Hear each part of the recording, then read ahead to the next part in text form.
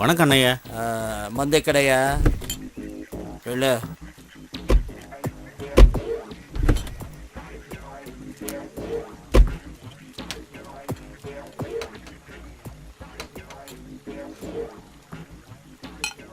ராயலசீமாவில் சிங்கம் மாதிரி இருந்தார்.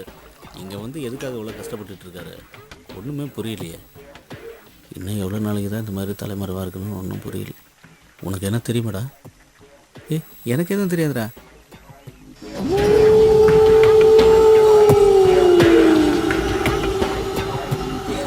ஃபிகர் లోపల ఉందాయా? மாதம் 4 கொலை பண்ணிட்டு இருந்தவர் இப்போ இந்த மாதிரி ஆயிட்டாரா? இதுக்கெல்லாம் காரணம் அந்த சாமியார் தான்.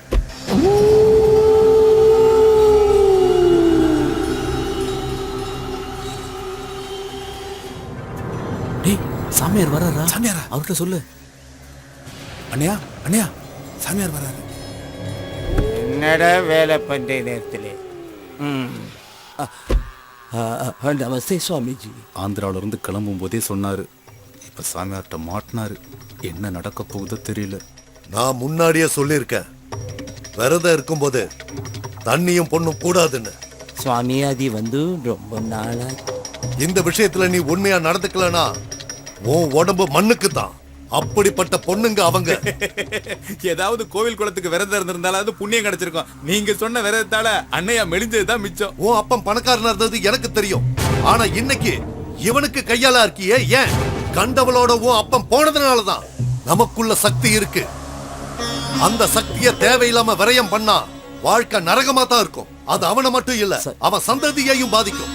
வெப்பாட்டிய வச்சுக்கிட்ட எல்லாரும் பெரிய மனுஷன் ஆவறதில்ல. விபச்சாரி கிட்ட போற எவனோ எவ்வளவு சம்பாதிச்சாலும் அடுத்தவனுக்கு கீழே தான் இருக்கணும். ரோட்ல நின்னு கூப்பிடுறவ கூட போறவனோ அடுத்தவன் பொண்டாட்டி கிட்ட ஆசைய தனிச்சுக்க அலையிறவனோ அழிச்சுதான் போயிருக்காங்க.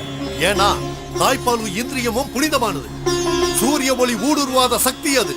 அந்த புறத்து பொண்ணுங்களை கடத்திட்டு போனதுக்கு அப்புறம் ஊருக்குள்ள ஒருத்திக்கு பொட்டு கட்டினாங்க. அவ காசை பார்த்ததும் ஊருக்குள்ள பாதி பேர் அதை தொழிலா பண்ணிக்கிட்டு இருக்காங்க. கல்யாணம் பண்ணிக்கிறதும் கர்மங்கள் செய்யறதும் வாழ்க்கை உயர்றதுக்கு அதுக்கு உடல் சுத்தம் வேணும். மனைவியோட மட்டும் இருந்தா போதும், நம்ம சக்தி நமக்கு கிடைக்கும். அப்படி இல்லாதவனுக்கு நிஜமான தாசி கிட்ட போனா வாழ்க்கை உயரும்னு சாஸ்திரம் சொல்லுது. இந்த வயசுல அபூர்வ சக்தி வேணும்னா இப்படி எல்லாம் பண்ணித்தான் ஆகணும்.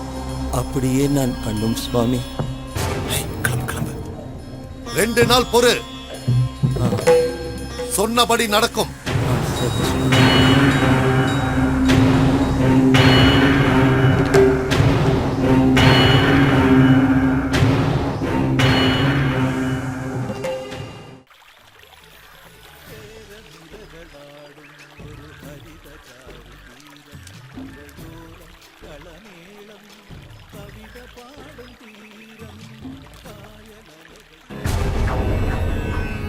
ஐயா வரதான் வந்திருக்கான். என்னடா சொல்ற? திரும்பவுமா? ஆமாங்க ஐயா, அதே பையன் கிட்ட தான் பேசிக்கிட்டு இருந்துச்சு. அவனை அங்கேயே வெட்டி இருக்க வேண்டாமா? சாமியார் சொன்ன நாளுக்கு நீ எத்தனை நாள் இருக்கு? இன்னும் 2 நாளுங்க. கண் இமைக்க கூடாது. நான் சொன்னது புரிஞ்சுதுல? பணத்தை கீழே போய் வாங்கிட்டு போ. போட்டி, ஜோசியர் சொன்ன அந்த ஆந்திரக்காரன் யாருன்னு பாரு.